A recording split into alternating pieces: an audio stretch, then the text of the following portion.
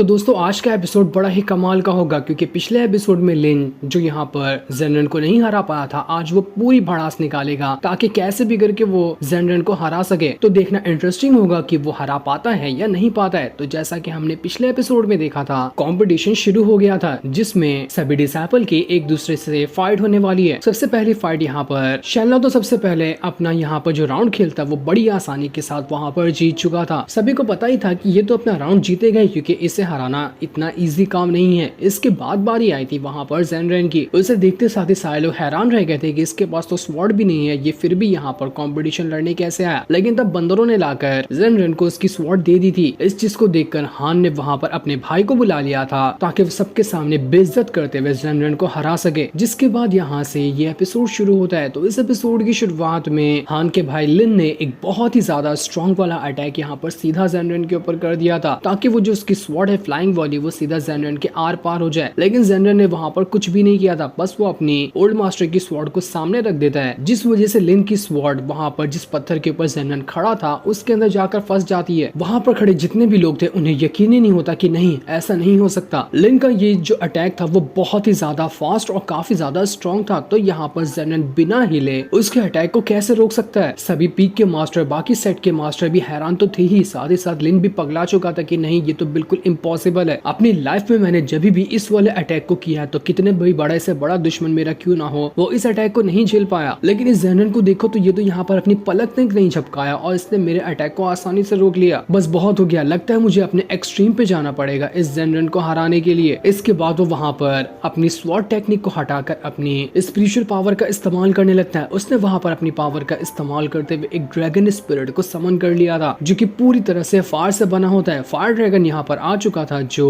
जेनरन से लड़ने के लिए तैयार होता है। लेकिन जैसे ही सारे के सारे लोगों की नजर यहाँ पर फायर ड्रैगन के ऊपर पड़ी थी, वो लोग यहाँ पर सवाल उठाने लगते हैं कि नहीं, ये तो फॉरबिडन टेक्निक है ना। ये फायर ड्रैगन लोगों की स्वॉर्ड टेक्निक जो है उसे कुछ टाइम के लिए बहुत ज्यादा इंक्रीज कर देता है। लेकिन ये साफ साफ चीटिंग है और कंपटीशन में पहले से रूल था कि कोई भी इस तरह की टेक्निक का इस्तेमाल नहीं कर सकता। तो आखिर लिन ने यहाँ पर इस टेक्निक का इस्तेमाल करते हुए कंपटीशन के रूल को तोड़ा है। इस वजह से इसके भाई हान को जवाब देना होगा कि आखिर यहाँ पर उसका भाई कंपटीशन के रूल को क्यों तोड़ रहा है। अब हम कुछ टाइम पहले का सीन देखते हैं जहाँ पर हान जो था वो लिन के पास आता है और उससे कह रहा था कि तुम्हें पता है ना कि तुम्हें कंपटीशन में जाना है। कंपटीशन में जाने के बाद मैं तो अभी सोच रहा हूँ कि तुम्हारी फाइट सिस्टर जाओ से होगी, लेकिन वहाँ पर एक और बंदा है जिसका नाम जेनरन है। लोग कहते तो हैं कि वो बहुत बड़ा लूजर है, लेकिन मुझे इस चीज पे डाउट है। तो कभी बाय चांस ऐसा मौका आ जाए कि तुम्हें वहाँ पर जेनरन के साथ फाइट करनी पड़े तो ये लो, ये मेरे पास जो किताब है ना, इसके अंदर फायर ड्रैगन स्पिरिट टेक्निक लिखी हुई है जो कुछ टाइम के लिए तुम्हारी स्वॉर्ड टेक्निक को बहुत ज्यादा इंक्रीज कर देगी और उसके बाद जो तुम्हारी स्वॉर्ड टेक्निक का अटैक होगा वो काफी अच्छी तरह से लगने वाला है। इस टेक्निक को सीखो और जब इसकी जरूरत पड़े ना तो इसे बाहर सबके सामने मत एक्टिवेट करना, अपने अंदर ही एक्टिवेट करना ताकि किसी और को ना पता चल जाए कि तुम यहाँ पर इस टेक्निक का इस्तेमाल कर रहे हो, वरना सभी लोग मुझ पर ही सवाल उठाने लगेंगे। लेकिन जिस चीज के लिए उसके भाई ने मना किया था, लिन ने वही हरकत कर दी। सबके सामने उसने ड्रैगन स्पिरिट को समन कर लिया। इसी वजह से सारे के सारे लोग यहाँ पर हान से सवाल कह रहे थे कि आखिर तेरा भाई यहाँ पर रूल को कैसे तोड़ सकता है। लेकिन हान के पास कोई जवाब ही नहीं था कि वो जवाब क्या दे। उसने खुद ही यहाँ पर अपने भाई को सिखाया था रूल तोड़ने के लिए, जो उसने यहाँ पर तोड़ दिया। इसलिए वो चुपचाप यहाँ पर सभी की बातों को सुन रहा था। जिसके बाद लिन जो होता है वो अपने फायर ड्रैगन स्पिरिट को अपनी स्वॉर्ड के अंदर डाल देता है, जिस वजह से उसकी स्वॉर्ड जो थी वो पहले से भी ज्यादा स्ट्रॉन्ग होने लग जाती है। और उसने यहाँ पर एक बहुत ही कमाल का फॉर्मेशन बना लिया था और उस फॉर्मेशन के अंदर से वो एक नहीं बल्कि अपनी स्वॉर्ड के कई सारे डुप्लीकेट बनाते हुए सभी के सभी स्वॉर्ड को सीधा जेनरन की तरफ ही फेंक देता है। जेनरन कहता है कि अबे यार कितना ज्यादा तू मुसीबत लेगा, देख सबके सामने तूने अपना यहाँ पर नाम भी खराब कर लिया लेकिन तेरा कोई फायदा नहीं होने वाला है। इसके बाद जेनरन बस हल्के हाथ से ओल्ड मास्टर की स्वॉर्ड को सामने रख देता है, जिस वजह से तो लिन की जितनी भी स्वॉर्ड थी वो सभी एक सेकंड के अंदर वहां पर डिस्ट्रॉय हो जाती है। पूरा बिल्कुल तूफान आ चुका था। ड्रैगन स्पिरिट निकाल कर भी लिन यहाँ पर जेनरन का कुछ भी नहीं कर पाया और उसकी जो स्वॉर्ड थी वो उड़ते हुए सीधा हान के सामने आकर ही गिर जाती है कि ले, यही स्वॉर्ड से तू जेनरन की जान लेने वाला था ना। जेनरन ने छोटा सा गिफ्ट तुझे ही दे दिया। इसके बाद जेनरन अगले ही पल एक सेकंड के अंदर लिन के एकदम सामने आकर खड़ा हो जाता और उससे कह रहा था कि जरा तुम पीछे घूम जाओ, मैं तुम्हें यहाँ पर पनिशमेंट देने के लिए आया हूँ कि आखिर तुमने यहाँ पर फॉरबिडन टेक्निक का इस्तेमाल कैसे किया। सारे लोग कह रहे थे कि जेनरन तुम क्या कर रहे हो, लिन की जान ले लोगे क्या, जो कर रहे हो मत करो, यहाँ पर रूल के हिसाब से उसे सजा दी जाएगी। लेकिन जेनरन को पता था कि यहाँ पर का रूल क्या होता है, क्योंकि एक बार शैनलॉक को भी तो ऐसे सजा मिली थी, उसे भी लकड़ी से मारा गया था। तो यहाँ पर भी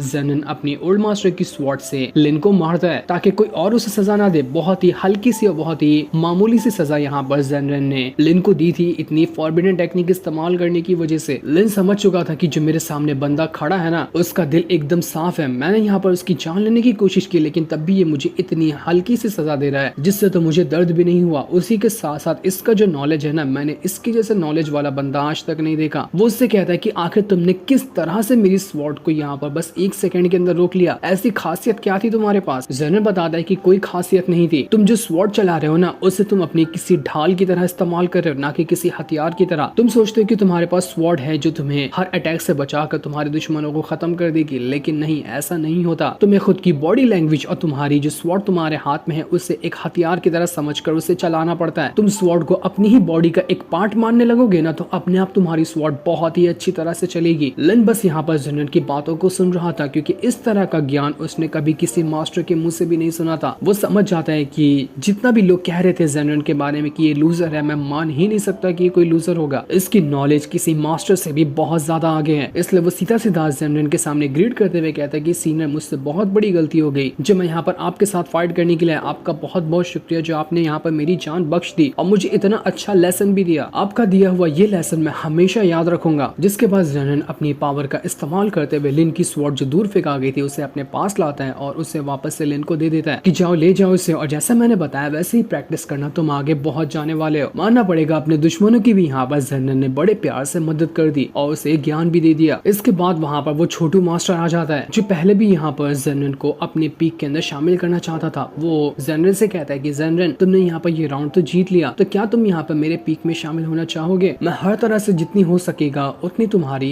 हेल्प करने की कोशिश करूंगा। लेकिन वो छोटू मास्टर यहाँ पर कुछ कह पाता इससे पहले ही बाकी पीक के जितने भी मास्टर थे वो सभी वहाँ पर छोटू मास्टर को कहने लगते हैं कि तुम पागल हो गए हो क्या? जेनन जाएगा हमारे पीक के अंदर, हमारे पीक के रिसोर्सेस कितने ज्यादा हैं, तो यहाँ पर आने के बाद जेनन की कल्टीवेशन पावर को इंक्रीज करने में हेल्प होने वाली है। तुम्हारे पास क्या है? तुम्हारे पास तो कुछ नहीं है। तुम्हारा खुद का पीक 1 नंबर से लूजर से भरा हुआ है, तो वहाँ पर जाकर तो जेनन और ज्यादा लूजर बनने वाला है। तो बात फिक्स हो गई कि वो जेनन मेरे ही पीक में शामिल होगा। पूरे के पूरे जितने भी पीक वाले थे सभी के बीच में यहाँ पर एक झगड़ा छिड़ गया था। एक पीक का मास्टर दूसरे पीक वाले मास्टर से कहता है कि नहीं, जेनन मेरे पास आने वाला, तो दूसरा तीसरे से कहता है कि जेनन को तो मैं ही लूंगा, मेरे पास रिसोर्सेस अच्छे हैं, मेरे पास डिसेबल भी अच्छे हैं, तो मैं यहाँ पर और अच्छे से जेनन को पावरफुल बना सकता हूँ। सबके सब वहाँ पर एक दूसरे के अंदर ही झगड़ा करना शुरू कर देते हैं और ये झगड़ा काफी टाइम तक के चल रहा था, लेकिन अभी तक ये जेनन ने किसी को जवाब नहीं दिया था कि वो किस पीक में जाने वाला है। झगड़ा होता हुआ देखकर छोटू मास्टर बहुत ज्यादा गुस्सा हो चुका था। वो अपनी पावर का इस्तेमाल करते हुए एक बहुत ही स्ट्रॉन्ग अटैक पानी में कर देता है। इस वजह से सभी का झगड़ा रुक चुका था। छोटू मास्टर वहाँ पर सभी से कहता है, आज तुम लोग यहाँ पर बड़े आ रहे हो जेनन को अपने पीक में शामिल करने के लिए, लेकिन कुछ टाइम पहले की बात है जब सबके सब लोग यहाँ पर जेनन को लूजर कहा करते थे, कोई तो उसे देखना तक गवारा नहीं करता था। और आज यहाँ पर जब जेनन ने अपना टैलेंट दिखाया तो तुम लोग यहाँ पर कूद पड़ रहे हो उसे अपने पीक में शामिल करने के लिए। तुम में से कोई भी यहाँ पर जेनन को डिजर्व नहीं करता। एक मैं ही वो इंसान था जिसने कभी भी जेनन की बुराई नहीं की, बल्कि हमेशा से सुना था कि जेनन बहुत अच्छा इंसान है और वो आगे चलकर कमाल भी करने वाला है। तो मैं ही एक ऐसा इंसान हूँ जो यहाँ पर जेनन को डिजर्व करता हूँ, इसलिए सारे लोग अपना मुंह बंद कर लो, उसी में भलाई है। वो जेनन से भी कहता है कि जेनन, तुमने कभी नहीं सुना होगा मेरे मुंह से कि मैंने कभी तुम्हें लूजर कहा हो या फिर तुम्हारी कभी बुराई की हो। देखो, मैं यहाँ पर तुम्हारे ऊपर फोर्स नहीं करूंगा, लेकिन अगर तुम्हारा दिल चाहता है ना तो तुम मेरे पीक में शामिल हो सकते हो। मैं बहुत बहुत अच्छी तरह से तुम्हारा ख्याल रखूंगा, तुम्हें कभी भी कोई परेशानी होने नहीं दूंगा। लेकिन तब वो जो फीमेल मास्टर थी छोटू मास्टर से कहती कि ओए छोटू मास्टर, तू खुद ही बड़ा लूजर है, तू तो यहाँ पर मुझे नहीं लगता कि जेनन से भी जीत सकता है, तो तू उसका मास्टर क्या बनेगा? जेनन ही तेरा मास्टर बन जाएगा, इसलिए तू यहाँ पर बिल्कुल भी डिजर्व नहीं करता जेनन को। मैं हूँ यहाँ पर जो जेनन को डिजर्व करती हूँ। मैंने भी कभी बुराई नहीं की जेनन की, मैंने भी हमेशा से कहा है कि जेनन आगे चलकर अच्छा होने वाला है। तो यहाँ पर बात फिक्स हो जाती है कि जेनन मेरे ही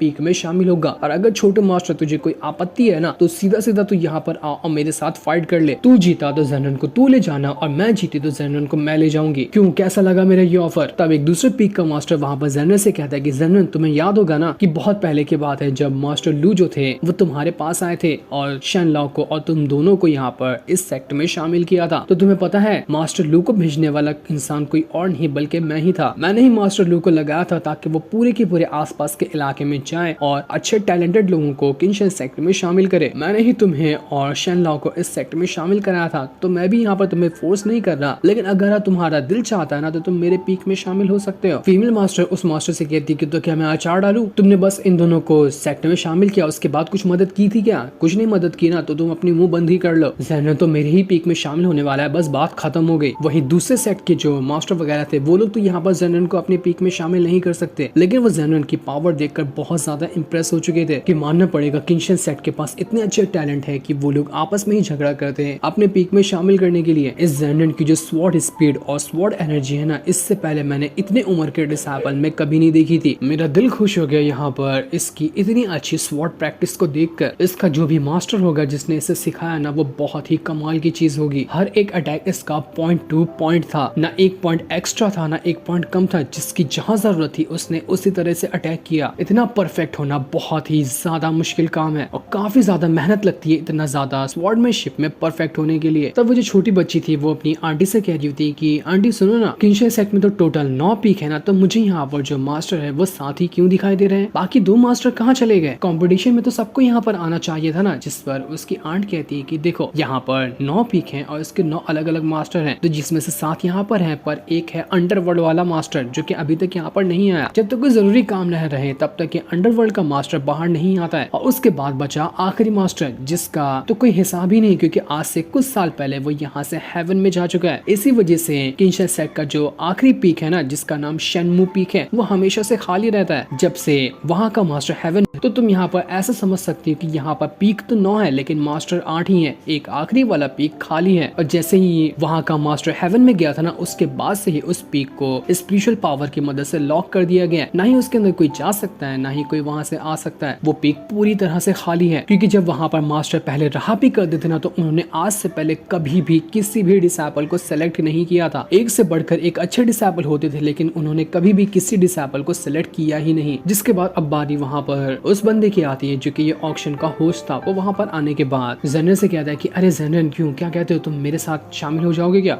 देखो मानता हूँ मैं दूसरे सेट का हूँ, लेकिन फिर भी अगर तुम इस सेट को छोड़कर मेरे सेट में आओगे ना, तो मेरे पास बहुत सारी स्पिरिचुअल पिल, स्पिरिचुअल फ्रूट है जो तुम्हारी कल्टीवेशन पावर को बढ़ाने में बहुत ज्यादा हेल्प कर सकता है। क्यों, कैसा लगा मेरा ऑफर, मेरे साथ शामिल होगे? लेकिन ज़ेनरेन कहता है कि नहीं, मुझे थोड़ा टाइम चाहिए, मैं बाद में तुम्हें बताऊंगा। जिस पर वो होस्ट वाला मास्टर कहता है कि ठीक है, तुम टाइम ले सकते हो जब तक ये कंपटीशन चल रहा है। कंपटीशन खत्म होने से पहले तुम्हें फैसला सुनाना पड़ेगा कि तुम कौन से पीक में जाना चाहते हो। जिस पर ज़ेनरेन मान जाता है और वो वहाँ पर अपनी फ्लैंक स्वॉर्ड पे बैठकर वहाँ से जा चुका था। अब बारी यहाँ पर होती है सिस्टर ज़ाओ की और ये आखिरी राउंड होने वाला है इस कंपटीशन का। इसलिए सिस्टर ज़ाओ बीच में आती है ताकि उसके साथ जो भी फाइट करने आएगा वो उससे फाइट करेगी। लेकिन सिस्टर ज़ाओ यहाँ पर किसी से भी फाइट कर पाती, तभी वहाँ पर अंडरवर्ल्ड का मास्टर आ जाता है, जो वहाँ पर आने के बाद सिस्टर ज़ाओ से कह रहा था कि देखो, मुझे नहीं लगता कि अभी भी सेक्ट में कोई ऐसा बंदा मौजूद है जो तुम्हारे साथ फाइट करके तुम्हें हरा सके, तो इस फाइट को कराने का मतलब ही नहीं होता। मैं बिना फाइट के यहाँ पर तुम्हें एक छोटा सा ऑफर दे रहा हूँ कि मैंने बहुत सालों से किसी भी अच्छे डिसाइबल को सेलेक्ट नहीं किया, क्योंकि लोग यहाँ पर मेरे अंडरवर्ल्ड में आना ही नहीं चाहते। मैं यहाँ पर तुमसे रिक्वेस्ट करना चाहता हूँ कि अगर तुम चाहती हो तो तुम मेरे अंडरवर्ल्ड में आ सकती हो। मैं तुम्हारा बहुत ही अच्छी तरह से स्वागत करूंगा हमारे अंडरवर्ल्ड में। वहाँ पर तुम्हें हर चीज मिलेगी कल्टीवेशन करने के लिए। तो अगर तुम्हें पसंद हो तो तुम हमारा अंडरवर्ल्ड पीक को सेलेक्ट कर सकती हो। ये सुनकर सारे लोग हैरान थे कि अरे, यहाँ पर तो अंडरवर्ल्ड का मास्टर आ गया, वो भी सीधा सीधा बिना कंपटीशन किए सिस्टर ज़ाओ को ही अपने साथ ले जाना चाहता है। ये तो बड़ी अजीब सी बात है। ऐसा थोड़ी ना होता है कि कोई भी आएगा और ऐसे ही ले जाएगा। माना कि यहाँ पर अंडरवर्ल्ड का मास्टर सबसे ज्यादा बड़ी पोजीशन रखता है, लेकिन हम बाकी लोग भी तैयार है ना यहाँ पर सिस्टर ज़ाओ को अपने पीक में शामिल करने के लिए। हमारे ख्याल से ना हमें सिस्टर ज़ाओ के ऊपर ही छोड़ देना चाहिए कि असल में वो कौन से पीक में शामिल होना चाहती है। इसलिए सभी लोग यहाँ पर ज़ाओ से ही कह देते हैं कि तुम ही बताओ कि यहाँ पर तुम्हारा फाइनल राउंड तो होगा ही नहीं, क्योंकि तुम्हारे साथ लड़ने वाला कोई बचा ही नहीं है। तो तुम डायरेक्ट बोल सकती है कि तुम अब यहाँ पर से किसके पीक में शामिल होना चाहोगी। ये सुनते साथ ही वहाँ पर सिस्टर ज़ाओ कह देती है कि ठीक है, मैं यहाँ पर ना शेनमू पीक के अंदर ही शामिल होना चाहती हूँ, जहाँ के मास्टर हेवन में जा चुके हैं, इसलिए अब मुझे उसी पीक में शामिल होना है। ये सुनकर सारे लोग एकदम ज्यादा हैरान हो जाते कि नहीं, तुम पागल हो गई हो क्या, ऐसा थोड़ी ना हो सकता है। शेनमू पीक मास्टर के जाने के बाद से आज तक के बिल्कुल बंद पड़ा है, और अगर यहाँ पर मास्टर रहते भी ना तो भी कोई मतलब नहीं होता, क्योंकि मास्टर ने आज तक कभी भी किसी डिसाइपल को सिलेक्ट ही नहीं किया, तो वो तुम्हें भी सिलेक्ट नहीं करते। इस वजह से शेनमू पीक में जाने का सपने तो बिल्कुल ही छोड़ दो, ये पॉसिबल ही नहीं है। तब वहाँ पर सिस्टर ज़ाओ जो होती है वो कहती है कि मास्टर ने तो मुझे बचपन में ही अपना डिसाइपल चुन लिया था, तो अब यहाँ पे मेरा हक बनता है कि मैं शेनमू पीक के अंदर शामिल हूँ। इसके बाद हमें पास्ट का सीन दिखाया जाता है, जब मास्टर ज़ेनरेन अपनी पिछली लाइफ में था। वो जब बाजार से आगे गुजर रहा था तो उसे वहाँ पर सिस्टर ज़ाओ का ही घर दिखाई देता है। घर के बाहर उसके माता पिता खड़े थे, तो मास्टर ज़ेनरेन को पता चल जाता है कि इस घर में जो बच्ची पैदा होने वाली है वो बहुत ज्यादा आगे चलकर टैलेंटेड होगी, तो वो अपनी पास वाली जो स्वॉर्ड होती है उस स्वॉर्ड को एक कड़ा बनाते हुए सिस्टर जाओ के फादर को दे देता है, क्योंकि ज़ेनरेन जो ओल्ड वाला था वो किंशन सेट से 2 डिवाइन स्वॉर्ड को लेकर गया था ना, तो एक स्वॉर्ड उसके पास है और दूसरी वाली स्वॉर्ड उसने यहाँ पर बचपन में ही सिस्टर जाओ को दे दी थी। जैसे ही यहाँ पर सिस्टर जाओ धीरे धीरे करते हुए बड़ी होने लगी, उसने उस कड़े वाली स्वॉर्ड को हमेशा अपने साथ ही रखा और वही स्वॉर्ड ने उसकी मदद की, जिस वजह से आज तक यहाँ पर सिस्टर जाओ एक जीनियस बनी हुई है। इस वजह से सिस्टर जाओ सभी से वहाँ पर कह रही थी कि आपको पता ही चल गया होगा कि बचपन में ही मास्टर ज़ेनरेन जो थे उन्होंने मुझे सेलेक्ट कर लिया था, तो अब मेरा यहाँ पर हक बनता है कि मैं शेनमू पीक के अंदर शामिल हो जाऊं। ये सुनकर सारे के सारे एकदम ज्यादा हैरान रह चुके थे कि हमें तो यकीन ही नहीं होता कि ओल्ड मास्टर ज़ेनरेन ने कैसे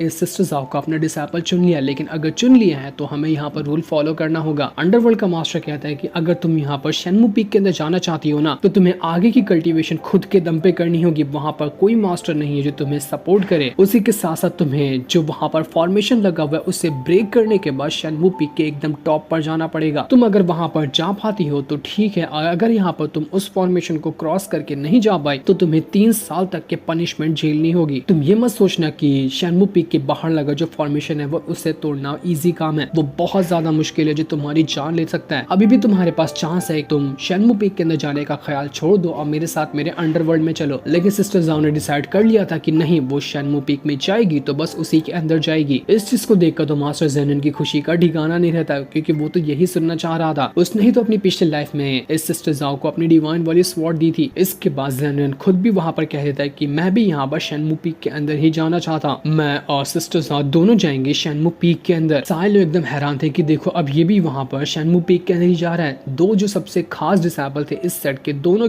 अब शेनमू पीक के अंदर ही चले गए। सभी का मुंह लटक चुका था कि हमें तो कोई मिला ही नहीं। इसके बाद सभी वहाँ पर आ जाते हैं जिस पहाड़ के ऊपर शेनमू पीक है। यहाँ पर ज़ेनरेन और सिस्टर जाओ दोनों को फॉर्मेशन ब्रेक करते हुए शेनमू पीक तक के पहुंचना पड़ेगा, तभी वो उसके अंदर शामिल हो सकते हैं। मास्टर ज़ेनरेन को तो कोई फर्क नहीं पड़ा था, क्योंकि पिछली लाइफ में वो खुद ही यहाँ का मास्टर हुआ करता था, तो उसे हर एक फॉर्मेशन के बारे में अच्छी सी जानकारी थी। लेकिन वो यहाँ पर कुछ रिवील नहीं करता। हान वहाँ पर एक बार फिर से सिस्टर जाओ से कह रहा होता है कि देखो दोबारा सोच लो, अभी भी मौका है, तुम हमारे पीक में शामिल होना चाहती हो तो हो सकती हो। लेकिन सिस्टर जाओ कहती है कि तुम्हारा सिंपैथी दिखाने का बहुत बहुत शुक्रिया, लेकिन मैं इस फॉर्मेशन क्रॉस करते हुए मर गई या फिर बच भी क्यों ना गई, मैं आखिरी सांस तक के तुम्हारे पीक में तो नहीं शामिल होने वाली। भले से मैं कहीं पे भी शामिल नहीं होगी, लेकिन तुम तो ये सपने देखना छोड़ ही दो। इसके बाद सिस्टर जाओ फॉर्मेशन को क्रॉस करते हुए उसके अंदर चली जाती है, लेकिन जैसे वो सीढ़ियां क्रॉस कर रही थी, एक से बढ़कर एक बहुत ज्यादा स्ट्रॉन्ग अटैक यहाँ पर सिस्टर जाओ को लगने लग जाते हैं। सभी अटैक को रोकते हुए उसे पहाड़ी चढ़कर सीधा शेनमू पीक के टॉप पर जाना होगा। ये अटैक बहुत ही ज्यादा स्ट्रॉन्ग थे, जो अच्छे से अच्छे कल्टीवेटर की जान लेने के लिए काफी हैं, लेकिन फिर भी वो बड़ी आसानी के साथ आगे बढ़ते जा रही थी। वो अटैक को पहले अच्छे से देखती और कहां से वो अटैक आ रहा है उसे समझने के बाद वो आगे बढ़ रही थी। सभी लोग कहते हैं कि अरे वाह, इस सिस्टर जाओ को तो बहुत अच्छा ज्ञान है, ऐसा लग रहा है कि ये बहुत टाइम से प्रैक्टिस कर रही थी इन अटैक को रोकने का, तभी तो ये इतनी आसानी के साथ अटैक को रोकते हुए ऊपर बढ़ते जा रही है। जिसके बाद अब ज़ेनरेन जो होता है वो भी फॉर्मेशन के अंदर आ जाता है और अब इन दोनों को यहाँ पर पूरा का पूरा